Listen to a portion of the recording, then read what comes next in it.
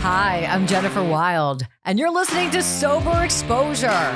If it's about recovery, we're gonna cover it. It's like one big therapy session, but it's free. So thanks for joining our dysfunctional family as we uncover recovery with Sober Exposure. Let's go.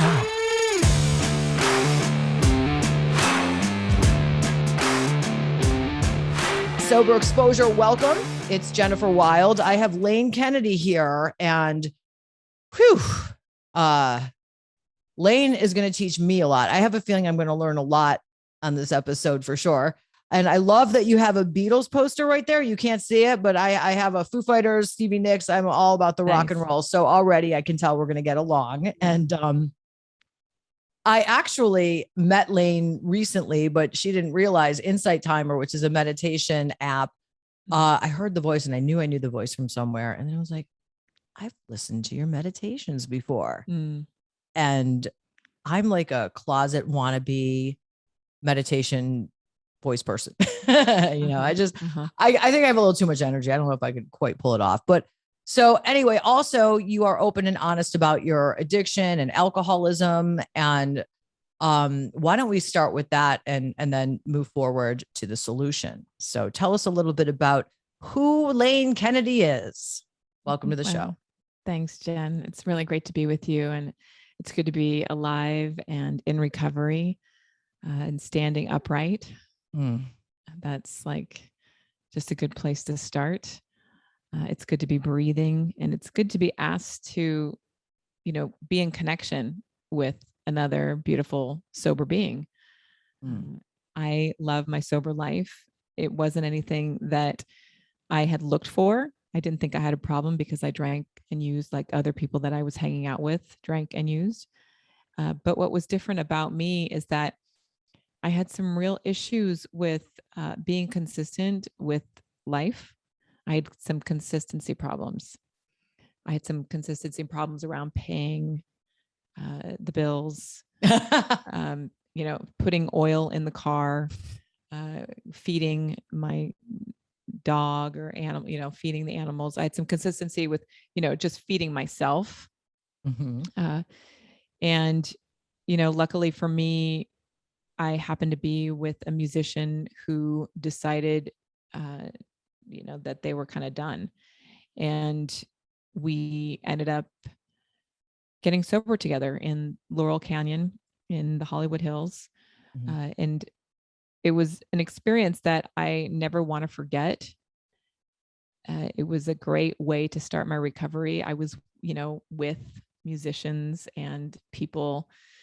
This was in the 90s. So it was, this kind of class of people, the Matrix, right? Like there was like some really big things happening.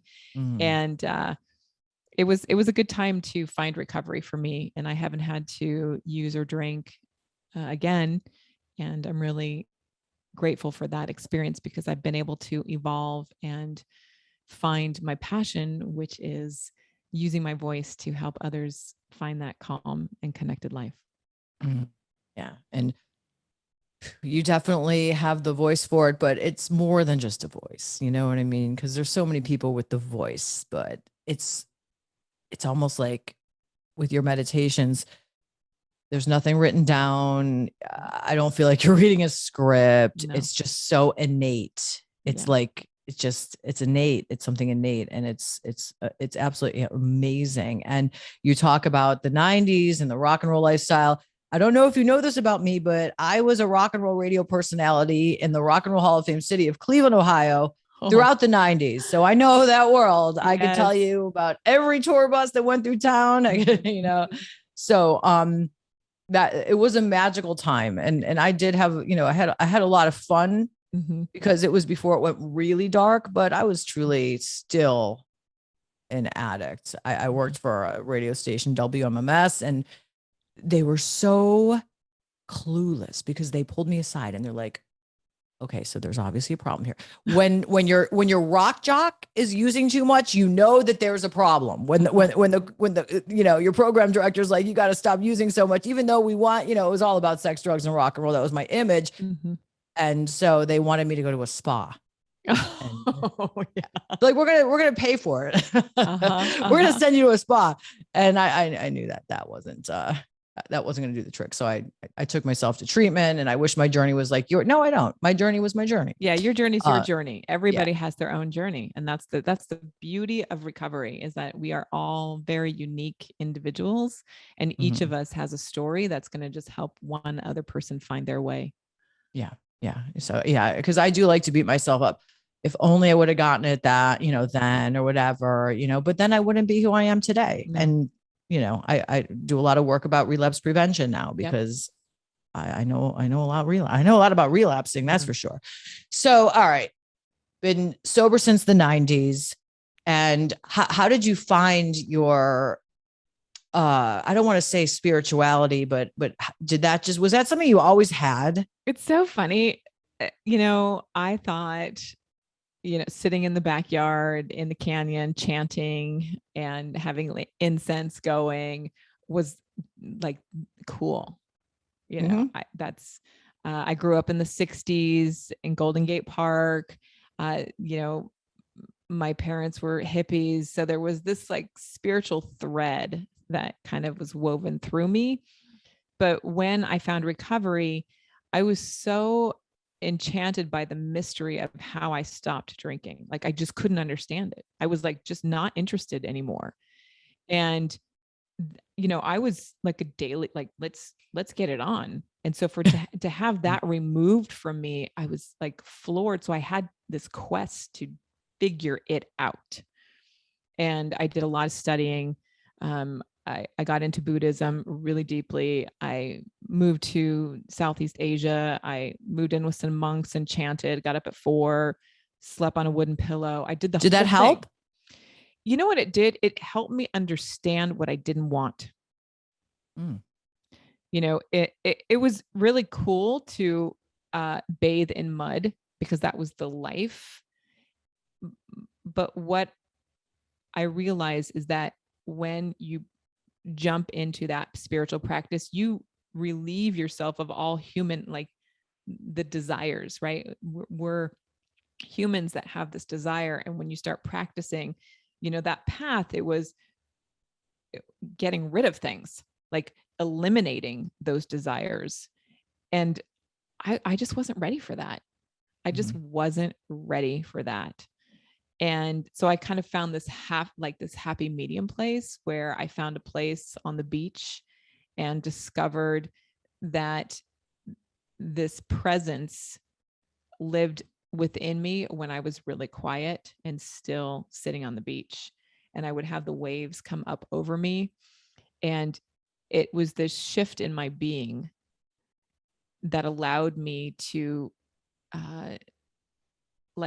open the door for my spiritual practice, to be open to listening to others and their experiences, and not to be so rigid and be on this, I have to find an answer.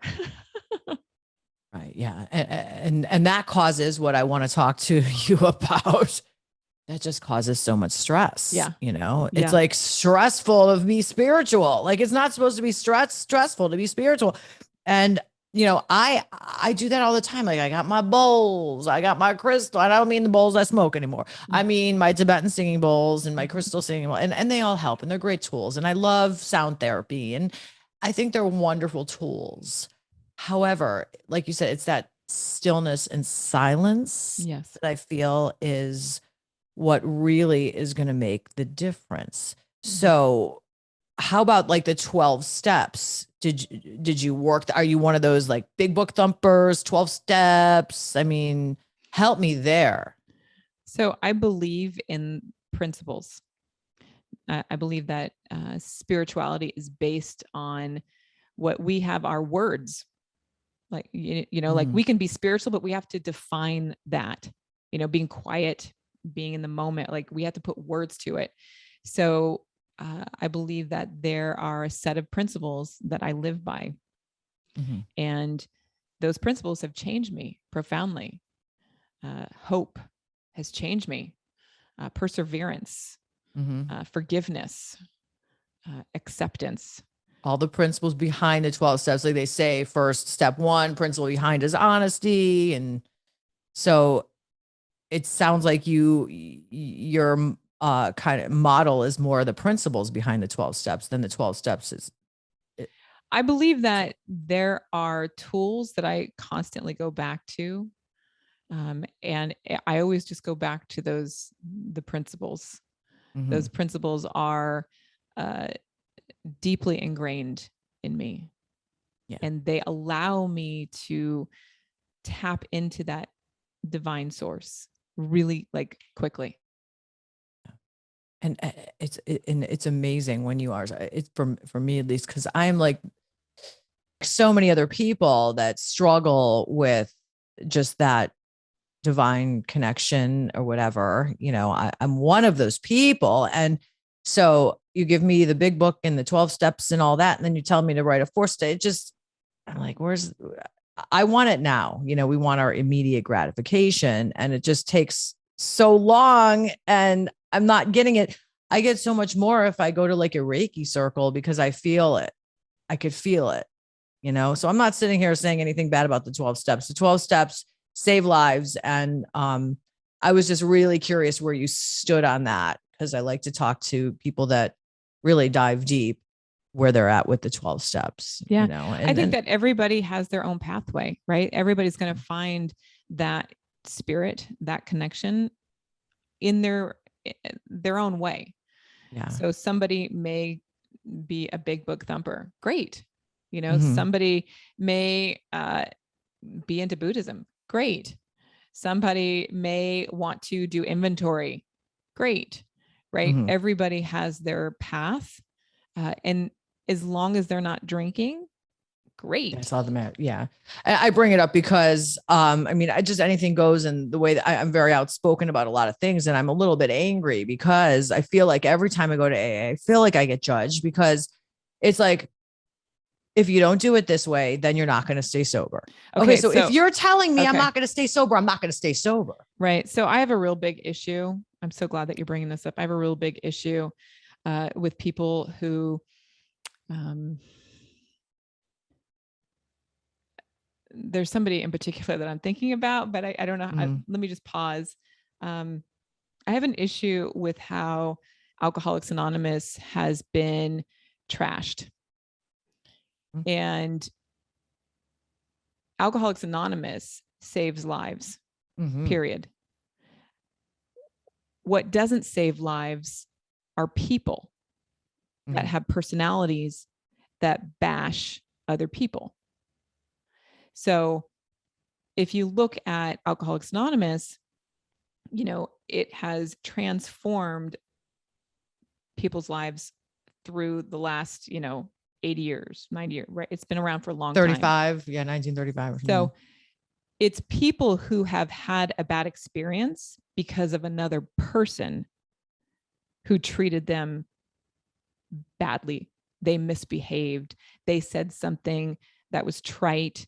They were scandalous or predatory, right? But when you look at how Alcoholics Anonymous, and I am not a spokesperson for Alcoholics Anonymous, but when you look at just the foundation and how it is built, and what the message is, it doesn't change. It's consistent, but the people's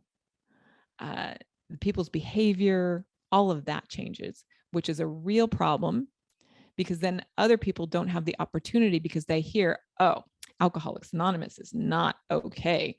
They're doing a bad job, or they shame me, or they made me feel bad. Where that's not the case. It's not with the program. That's not how the book was written. That's not, right. That's just a bad apple coming in and sharing their opinion. Correct. Which ruins an opportunity for somebody else, which is really sad. Like, that makes me crazy. Kills people. It could kill people. It can kill people. And when I hear somebody talking badly about it, I just have to pause, because what I've seen is that program has transformed millions of people's lives. And so again, when somebody bashes it, I'm like, you can bash a person who maybe treated you badly. I'm good for that. But you can't bash a program. Right. That helps so many people anyway. And yeah. And don't get me wrong.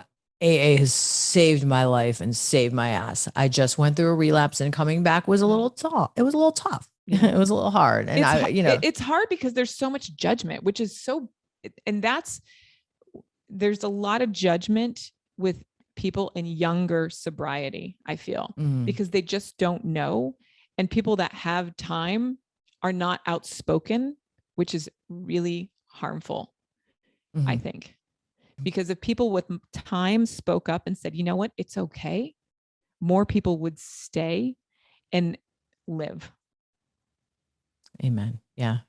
Very well said. Thank you, Lane. Thank you. I'm glad. I'm glad that we had that discussion, because it's an important one. And anyone out there that may go to a meeting and have a bad experience, right? It's not, it doesn't mean that you're going to say that all AA is this. It's the person. And I just love the way that you said that. So with that one being said, you talked about how you have to pause.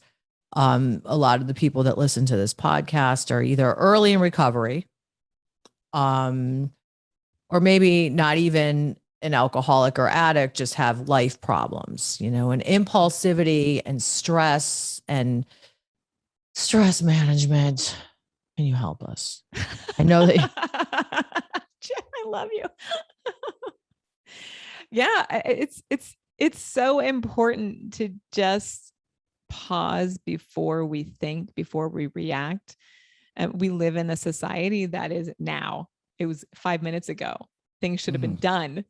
And that's not sustainable. It's not sustainable for our nervous system. It's not sustainable for relationships. It's not sustainable for bank accounts. It's not sustainable. So really learning how to put these little moments of pause changes the chemistry of our brain, changes the way that we react to people, changes relationships. I always talk about how we want to keep our breath moving. A lot of people get stuck and they're just breathing from like here to here, right? So if we keep the breath moving in a big circle, then we have a chance to put the pause in. But if we're having these really shallow breaths, there's no chance. So is that why when someone's having a panic attack, they're like breathing so like that? Yeah.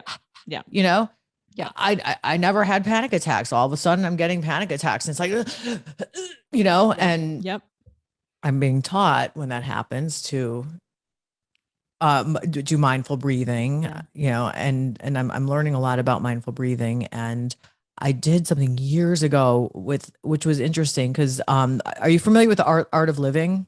Sri Sri Ravi. It's an Indian form of meditation but they're like, so yes, when I'm having these panic attacks and you breathe like this. Yeah. And I did a form of meditation though, that the breathing's like that. It's Art of Living. Do you know that one? Yes. And breath it's just fire. Interesting. Yeah. Breath of fire. Yeah. So I'm doing breath of fire and that's supposed to calm me down, but actually it's giving me more energy. So I think there's so many different types of breathing techniques and stuff. So if someone's here and they're very stressed out, could you just take us through like maybe a 10-second thing? Like, yes. So I just immediately drop into a 4-7-8 breath. So it's inhaling for 4, holding for 7, and exhaling for 8. And if you can't do the 4, 7, 8, then you change it to maybe a 3, 5, and 6. And you work towards that 4, 7, 8. Because again, a lot of people can't make that 4, 7, 8 breath. So we just change it to a 3, 5, and 6, right? A lot of people just have these very short breaths. So we breathe until we can get there, right? We start where we can and we practice. We just practice. Like exercise, I'm not going to pick up a 25-pound weight doing a curl. I'm going to start at a 5-pound weight. So it makes so much sense. And I love this. I do. I love it. I can talk about this all day long. So, breathing techniques. What else? Maybe in your next life, you'll become a meditation teacher. Maybe in this life I will. You never know. Yeah, Never know. I've had many lives, right? In sobriety, I've had many, many lives. So I've gotten to do all kinds of really interesting things. So in your next iteration. Yeah. And you know, my goal is definitely to dive deep into this. And I know that I resonate. I always have resonated with it. When I was a kid, I've always loved crystals, but I was sort of like, I wanted to be the dark witch back then when I was younger, you know, like I was like, I'm going to do voodoo and you know, now I want the light, you know, but, I was, like I said, I think I brought this up. I don't know if it was before the podcast, but I was raised Jewish and, you know, that was my spirituality in Hebrew and I didn't understand a word of it and I hated it. I just wanted to leave and I wanted to go get high, you know, or I was sitting there before that, like counting. I could tell you exactly how many bricks were in my temple because that's all I was doing. And it was counting bricks. You know, I just didn't resonate, but I always resonated with stuff of like the universe, like nature, crystals, sound healing, always been fascinated with it. And this is why I love talking to people like you, like-minded people that are into the same thing. And then because I do voiceovers, then I started thinking I was like you and I was doing like meditation stuff. But you know what? My son, who's 16, he has such a great sense of chakras and spirituality and all that stuff. Because like when I was putting him to bed, most parents were being good parents and like reading books and stuff, but I wasn't. I was like, all right, so we're going to do a meditation now. Start breathing and da, da, da. And even if he didn't believe it, I believed it. And now that he's 16, he'd be like, he'll be like, well, I remember one time he was 8 and he's like, I don't care if I don't do it right because whatever I don't get right in this life, I'll get right in the next life. I'm like, whoa, where did that come from at 8? Yeah. You know? And, so it's in there. The problem with early recovery and people that, aren't really evolved yet or just evolving is the pausing part because I get in trouble by not pausing, you know? So that learning to pause, when you said that, it was like, it's like that's a key, you know? Yeah. The pause can also happen by simply shifting your gaze. Your drishti, right? You just shift your gaze and that can change your brain. So you could be you're just, you know, whatever, something could totally piss you off, right? You're like, the barista didn't make my drink the right way. Right? Yeah. You can just shift your gaze and go, and that will create a pause that can start you to breathe, then to change your thought or your reaction. Okay. And changing the thought goes from that stupid jackass, right? Didn't make my coffee the right way to, I can just ask for a new one. Yeah. Or sometimes I'd be like, you know, instead of like, my first thing is, he's a stupid jackass. And then, you know what, maybe he's having a bad day. Yeah. Maybe he's having a bad time. Maybe this is what I'm supposed to drink right now. It's okay. I love it. Totally okay. Yeah. The problem is like when I talk to people like you and like my yoga instructor who always has to set me straight and everything, I'm great. But then give me, you know, a half hour later on my own, back to being crazy again, you know? But it's just practicing, Jen. That's it. It's just practicing and continuing to practice. And this takes a lot of consistent effort, right? Like I didn't just become like this overnight. Right? Like I had a real big problem with rage when I was about 19 years sober. So like this is a practice that just continues to evolve. And I've allowed myself space to just move through it. And there's no good or bad in that. It's just, it is what it is. Yeah. It's funny. I just have to make a joke out of everything. I just can't see you raging, like in that voice, like that meditation, like I want to imitate it, but Oh, I yeah. cannot see. Oh, wow. Yeah. I mean, it's easy to picture me rageful and throwing things because literally 2 days ago, I threw a huge chair, like a steel chair across the room because I was so mad. And I'm not proud of myself of that. And I felt really embarrassed and I felt terrible. And I was so ashamed of myself for it. But it's because I guess just where I am right now, Right. And there's something about when I started living mindfully, that kind of inner aggression started to change. And living mindfully, for those that don't know, is pausing, breathing. What else? Mindfulness is a practice of just being in the moment. Really. It's just being in the moment and being able to suspend your judgment. And that takes, again, it's that effort of just, this is how it is. It's okay. So when I'm getting my anxiety and I'm in my past and I'm in my future and I'm crazy because I'm like, if I only would, and I'm living either in regret or I'm in anxiety because I'm looking at the future. Yep.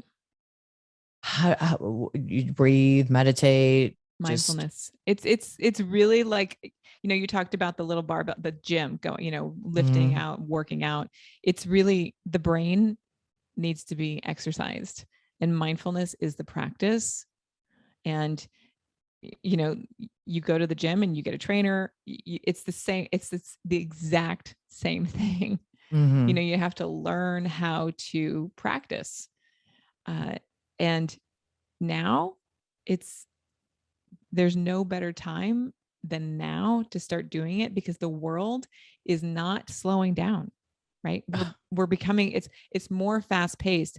The rate at which technology is growing has it's outdeveloped humanness. So as a human and someone in recovery, I have a responsibility to take care of myself, right? So I can then be of service in the world to help others. Yeah. So somebody last night I was talking to on Clubhouse, which is it's an audio social media kind of thing. And that's actually where we met. But there was a whole thing that we're talking about the VR, this virtual reality thing now that they're doing. And they were talking about, oh my gosh. So I went on a date. I dated this guy, and like all these crazy things that they were doing, like going to a bar. Even one girl was saying that she meditates with her VR, which is great. But I was like, something like that, I couldn't do. First of all, I'd get lost in it. I'd probably never leave my VR because I wouldn't want to live, you know what I mean? Because it's like, it's fantasy, Yep. And that's all that at the end of the day, I want to do is get out of my feelings and not sit in my feelings. So yeah, when you say this world is, I'm terrified. Yeah. Terrified. Yeah. So that's where I have to, practice my mindfulness and say, today is October 29th, or whatever it is. This conversation is all that matters. Like, that's it. This moment, you and I talking about this is the most important thing to me. Having my dog come in. Okay. Come in, sit down. Right. Like, and I come right back to you. Yeah. That's awesome. Nothing else matters. Yeah. To quote a great Metallica song, by the way, if you're a music lover. Right. So, all right, let's say, so you have a program, like some kind of program that you do that where you take people through all of this process? Yes. Okay. So can you dogs bark all the time on this show, because I am also a pet sitter. So like we have dogs barking, we have cats meowing. Sometimes we have frogs. Sometimes we have 16-year-old teenage boys having anger issues and punching walls. So anything goes here on Sober Exposure. Don't worry. It's crazy town. I have 2 Irish wolfhounds. Hang on 1 second. Okay. So Lane, first of all, I have the best name for your podcast, even though you already have a great podcast that I want you to talk about, but it's just stay in your lane. I'm sure 100 people already told you that. No? Yeah. I love it. Stay in your lane. All right. Anyway, I'm going to stay in my lane and not name other people's podcasts that are already way more successful than mine. So people are listening. They love what they're hearing. For some reason, people that resonate to me are people that are just really searching for enlightenment, searching either to get, not even so much always about sobriety. So if somebody wants to learn from you, how can they do that? They can head on over to my website. Everything is there at lanekennedy.com. Okay. We'll have the show notes up too. So yeah, lanekennedy.com. Mm-hmm. And, I do have a course that is super helpful for people, and they can find that at lanekennedy.com CCL-course. And it's called the Connected Calm course, where it's 8 weeks of really going on an experiential self-discovery mission, if you should choose it. Yeah, it's awesome. And I mean, if you just listening to you and your voice and everything makes me want to sign up right now. There's, I think I have like 21 practices in there, lessons. We do everything from mantra work, breath work, just really it's a search. It's discovering and I love it. Going underneath.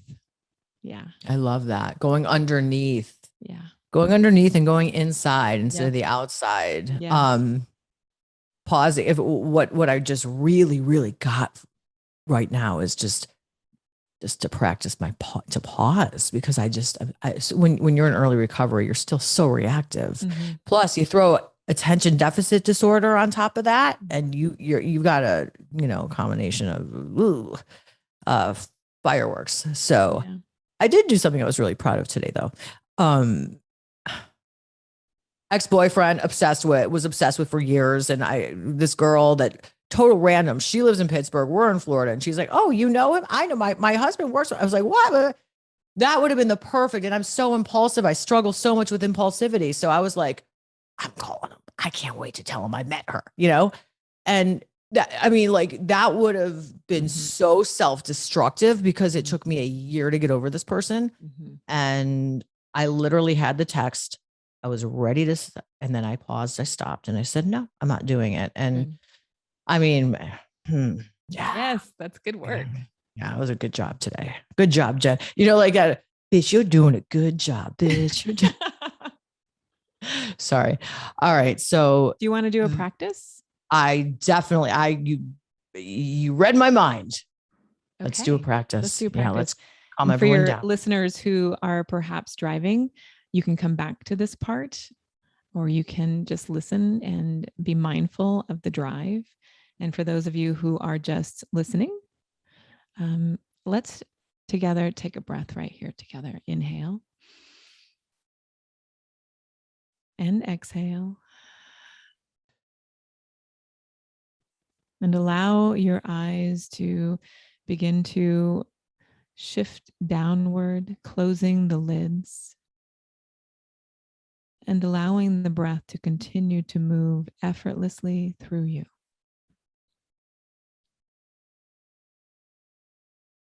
And noticing the temperature of the room in which you've placed yourself.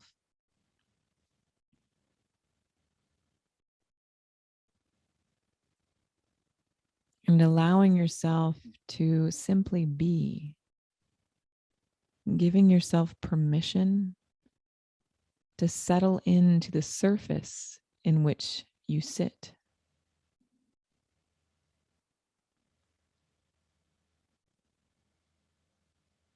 Inhaling and exhaling, allowing any thoughts to bubble up and pop. Just let them bubble, bubble, and pop. And with your next breath, allow yourself to find your awareness, your attention at the top of your head. And just land at the top of your head. And take that point of view at the top of your head.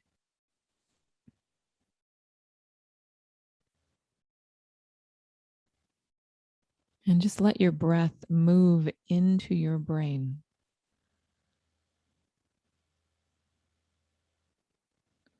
Allowing the breath to move into the brain.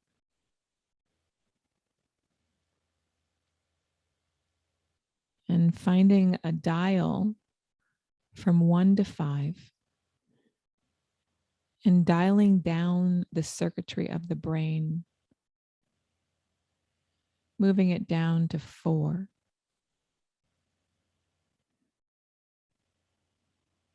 3, moving it down to 2,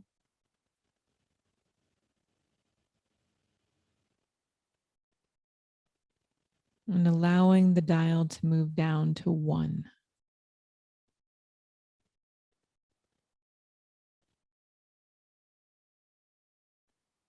Knowing that the brain has slowed down.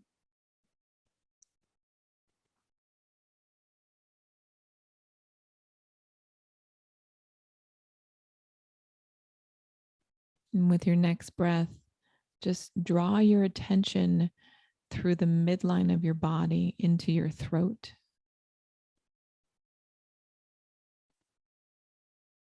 And expand that attention in your throat, opening the throat.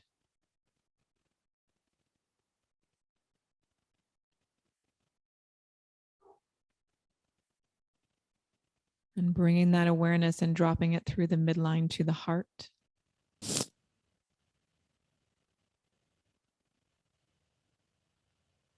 And allowing the breath to expand the heart.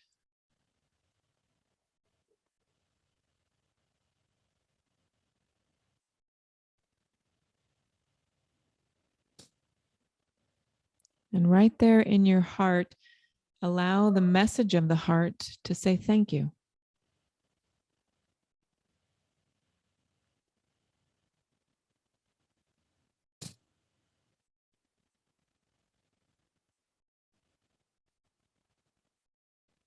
And taking that breath and allowing the heart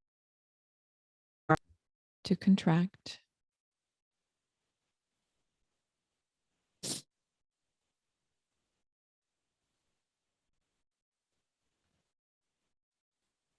And knowing that this practice has changed you by simply slowing down.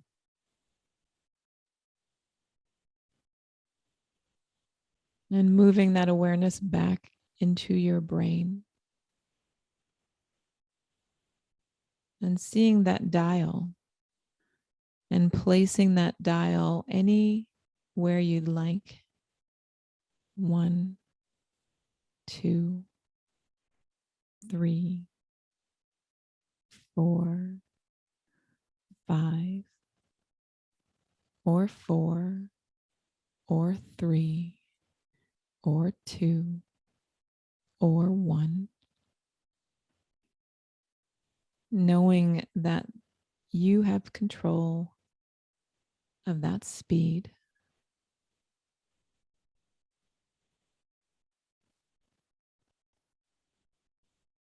And allowing the attention, the awareness to come up to the top of your head, coming back outside the body and into the room. Knowing the room that you're in. And taking a moment and placing energy down into the fingers of your hands. And moving your fingers and feeling the sensations of life move through you. And allowing the palms of the hands to kiss gently. And just taking a moment to bow to yourself in gratitude for this moment. Thank you for practicing with me. Namaste. Thank you. I have a question. How come every time I meditate, I cry? It's ridiculous. It's not. There's no judgment there. That's a beautiful thing. And it's not even, it's just no judgment necessary. Every time. Not every time. That That's is not true. the Not every journey time. of the evolving. It's the journey of the evolving soul. Yeah. It's beautiful. I love it so much. I mean, my energy's changed, right? And Yeah. I love that dial thing because I think I'm always at 5 and I feel like I just want to stay at 1 for a while, Yeah. you know? And you can. Yeah. I think that's where I need to be. Yeah. Phew. That was really wonderful, Lane. Thank you so much. You're And welcome. I love listening to your podcasts as well. And I've been listening.